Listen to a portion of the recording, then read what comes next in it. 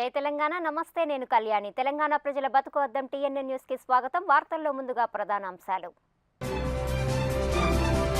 విభజన నిర్ణయంలో మార్పు లేదన్న దిగ్విజయ్ వచ్చే నెలలో కేబినెట్ ముందుకు టీ నోట్ తెలంగాణపై మరోసారి విషం గక్కిన సీఎం కిరణ్ తీరుపై టీ నేతల ఫైర్ సీఎం మాటలకు కౌంటర్ ఇచ్చిన శ్రీధర్ బాబు సిడబ్ల్యూసీ నిర్ణయంతో మ్యాచ్ ముగిసిందని వెల్లడి జగన్ తో దోస్తీ కట్టాల్సిన పని లేదన్న విహెచ్ అవకాశవాదులే పార్టీలు మారుస్తారని విమర్శ డీజీపీ దినేష్ రెడ్డికి క్యాట్ లో చుక్కెదురు పదవీ కాలం పొడిగించలేమని స్పష్టం చేసిన ప్రభుత్వం ఇక వివరాలు చూస్తే వచ్చే నెల తొలి వారంలో కేబినెట్ ముందుకు తెలంగాణ నోట్ వస్తుందని రాష్ట్ర కాంగ్రెస్ వ్యవహారాల ఇన్ఛార్జి దిగ్విజయ్ సింగ్ స్పష్టం చేశారు. ప్రాంతీయ పార్టీలు అభిప్రాయాలు మార్చుకోవచ్చు, కానీ జాతీయ పార్టీలు ఒకసారి తీసుకున్న నిర్ణయానికి కట్టుబడి ఉంటాయని ఆయన చెప్పారు. ఆంటోనీ కమిటీకి తెలంగాణ నోటుకు సంబంధం లేదని చెప్పారు. కమిటీ సిఫార్సులను జతపరుస్తామని దిగ్విజయ్ స్పష్టం చేశారు.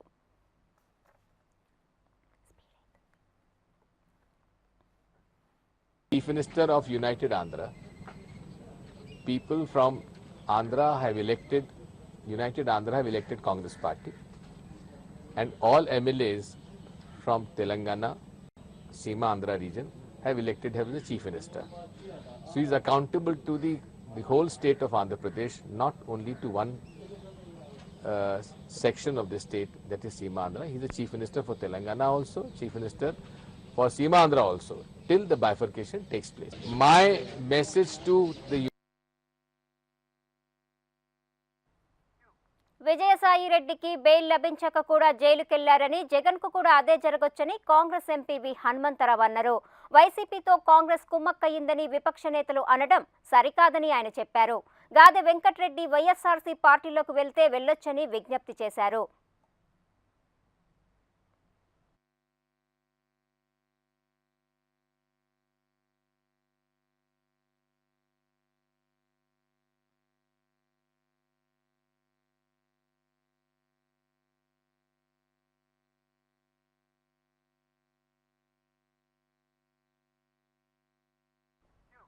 చివరి బంతి వరకు ఆడితేనే మ్యాచ్ గెలుపు ఓటములు తెలుస్తాయని తెలంగాణపై వ్యతిరేక స్వరం వినిపించిన సీఎం కిరణ్ కుమార్ రెడ్డికి మంత్రి శ్రీధర్ బాబు ఫాస్ట్ బౌలింగ్ తో క్లీన్ బౌల్ చేశారు. సిడబ్ల్యూసీ నిర్ణయంతోనే తెలంగాణపై మ్యాచ్ ముగిసిందని శ్రీధర్ బాబు అన్నారు. నదీ జలాలు ఇతర సమస్యలపై చర్చించి పరిష్కారం కనుగొందామన్నారు. ప్రజాస్వామ్యబద్ధంగా తెలంగాణ ఏర్పడుతుందని శ్రీధర్ బాబు తెలిపారు. కిరణ్ అతిగా మాట్లాడుతున్నారని హైకమాండ్కు ఎదురు తిరుగుతున్నారని మంత్రి విమర్శించారు. మన క్యాపిటల్గా నిర్ణయం తీసుకోవటం జరిగింది. అది నిర్ణయం అందరికీ కూడా తెలియదు, ఉన్నది కాలేదు అంటే అది ప్రజలందరూ కూడా గమనిస్తూ ఉన్నారు. అనుమానం ఉన్న వాళ్ళకి చెప్తా ఉన్నాం. ఇప్పుడు ఎవరికి అనుమానం ఉన్నా, ఏ స్థాయిలో ఉన్నా, కేంద్ర ప్రభుత్వం నిర్ణయం తీసుకుంది.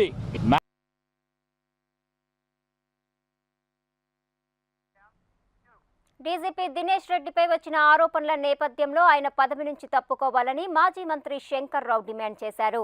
డీజీపీకి నైతిక విలువలుంటే సిబిఐ విచారణ పారదర్శకంగా కొనసాగాలనుకుంటే తక్షణమే ఆయన బేషరతుగా తప్పుకోవాలని శంకర్ రావు సవాల్ విసిరారు. మన న్యాయ వ్యవస్థ, భారతరత్న డాక్టర్ బాబాసాహెబ్ అంబేద్కర్ గారు చాలా చక్కటి రాజ్యాంగాన్ని రాసినారు.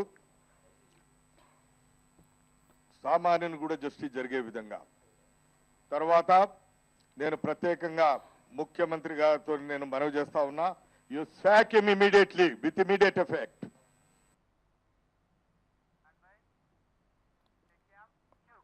తెలంగాణ నిర్ణయం జరిగిపోయిందని రాష్ట్రాన్ని అడ్డుకోవటం ఎవరితరమూ కాదని ఎంపీ రాజయ్య అన్నారు. సిడబ్ల్యూసీ నిర్ణయానికి అందరూ కట్టుబడి ఉండాల్సిందేనని తెలిపారు. అందుకు సీఎం అతీతుడు కాదని పేర్కొన్నారు. హైదరాబాద్తో కూడిన 10 జిల్లాల తెలంగాణనే కావాలని కోరారు. అన్ని ప్రాంతాలకు 3 ప్రాంతాలకు ముఖ్యమంత్రి ఈరోజు చెప్తున్నటువంటి మాట, తెలంగాణ ఉద్యమం జరుగుతున్నప్పుడు, ఉధృతంగా ఉన్నప్పుడు, అప్పుడు కూడా నేను అన్ని ప్రాంతాలకు ముఖ్యమంత్రిని, ఈ ప్రాంత సమస్యలను పరిష్కరిస్తానని ముందుకు వచ్చి ఉండాల్సిన అవసరం ఉండే. కానీ ఈరోజు భిన్నంగా పార్టీకి వ్యతిరేకంగా, పార్టీ నిర్ణయానికి వ్యతిరేకంగా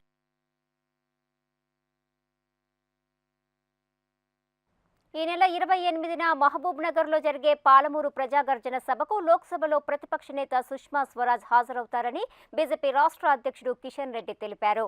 సభను విజయవంతం చేసేందుకు పార్టీ శ్రేణులు తీవ్రంగా కృషి చేస్తున్నాయని చెప్పారు. రాష్ట్ర విభజనపై ప్రజల్లో తలెత్తిన అనుమానాలను నివృత్తి చేసేందుకు తన నేతృత్వంలో 3 ప్రాంతాల నుంచి 3 బృందాలతో ఢిల్లీ వెళ్లి బీజేపీ అధిష్టానాన్ని కలవనున్నట్లు కిషన్ రెడ్డి తెలిపారు.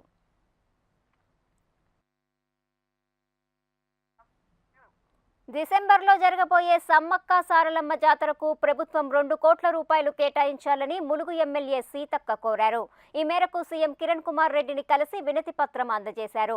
మేడారం జాతరకు 5 రాష్ట్రాల ప్రజలు హాజరవుతారని, దానికి తగ్గ ఏర్పాట్లకు కృషి చేయాలని ఆమె కోరారు.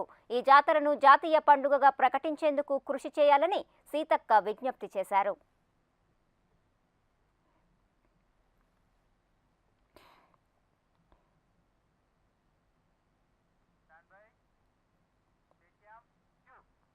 సరిగ్గా 60 రోజుల క్రితం అతనెవరో కూడా తెలుగు ప్రజలకు తెలియదు. పైరవీలతో ఉద్యోగాన్ని కొట్టేసి నకిలీ డిగ్రీలతో పదోన్నతులు పొందాడు. ఇప్పుడు నకిలీ సీమాంధ్ర ఉద్యమానికి సంధానకర్తగా వ్యవహరిస్తున్నాడు. ఆయన ఎవరో కాదు, ఏపీ ఎన్జీఓస్ నేత అశోక్ బాబు. అసలు ఉద్యోగ సంఘానికి ప్రభుత్వ గుర్తింపు లేదు. సీమాంధ్రలో అవాస్తవాల పునాదులపై జరుగుతున్న ఆందోళన కార్యక్రమానికి ప్రభుత్వ అండతో అశోక్ బాబు నేతృత్వం వహిస్తున్నాడు. సమాజం మీద కనీస అవగాహన లేని ఆయన నోటికొచ్చింది మాట్లాడుతున్నాడు. అశోక్ బాబు మాటలపై తెలంగాణ వాదులు ఆగ్రహం వ్యక్తం చేస్తున్నారు. తెలుగు జాతంటూ మీరొస్తీరయ్యా, తెలంగాణోళ్ళను దోసుకుంటీరయ్యా. తెలుగు జాతంటూ మీరొస్తీరయ్యా, తెలంగాణోళ్ళను దోసుకుంటీరయ్యా. అగో మద్రాసు నుంచి విడిపోతీరయ్యా, బర్రె జనిగలోలే మమ్ము వడితీరయ్యా. మద్రాసు నుంచి విడిపోతీరయ్యా, బర్రె జనిగలోలే మమ్ము వడితీరయ్యా. తిన్న కాడికి జాలు సర్దుకొమ్మంటుంటే సమైక్యాంధ్ర అంటూ సంకలగరేస్తుండ్రు. ఆంధ్ర రాజకీయ నాయకులకే కాదు, అక్కడి ఉద్యోగ సంఘాల నేతలకు కూడా కనీసం రాష్ట్ర పరిస్థితుల మీద ఈ సమేత అవగాహన లేదని మరోమారు స్పష్టమైంది. ఇందుకు నిలువెత్తు నిదర్శనం అనంతపురం సభలో అశోక్ బాబు మాట్లాడుతూ హైదరాబాద్ను తెలంగాణ వాళ్లే విడిచిపోవాలని అన్నారు. తెలంగాణ ప్రజలది బానిస బతుకని, నీళ్లు కరెంటు ఆంధ్ర వాళ్ళు ఆ ప్రాంతానికి వెళ్లిన తర్వాతనే వచ్చాయని వక్రీకరణలు చెప్తూ ఆంధ్ర ప్రజలకు విషయాన్ని నూరిపోస్తుండు. ఇది ఒక్కటి చాలు తెలంగాణ మీద, ఈ ప్రాంత ప్రజల మీద ఆయనకు ఎంత అవగాహన ఉందో ఉత్తిగానే అర్థమవుతుంది.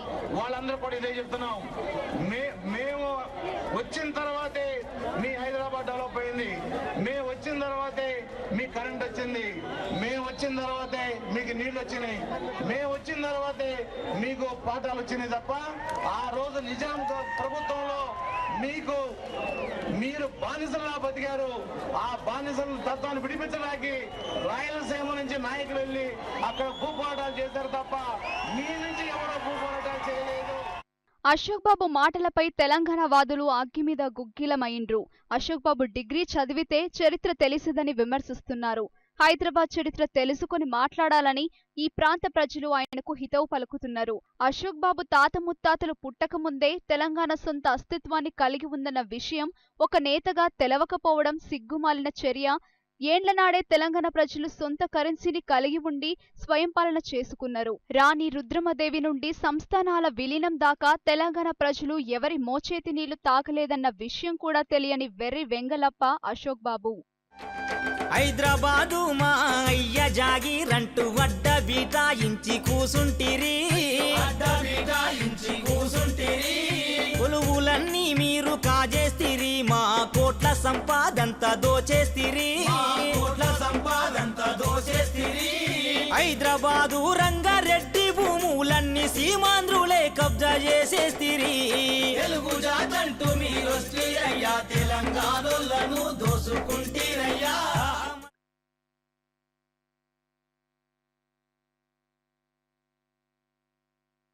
షార్ట్ బ్రేక్ తీసుకుందాం.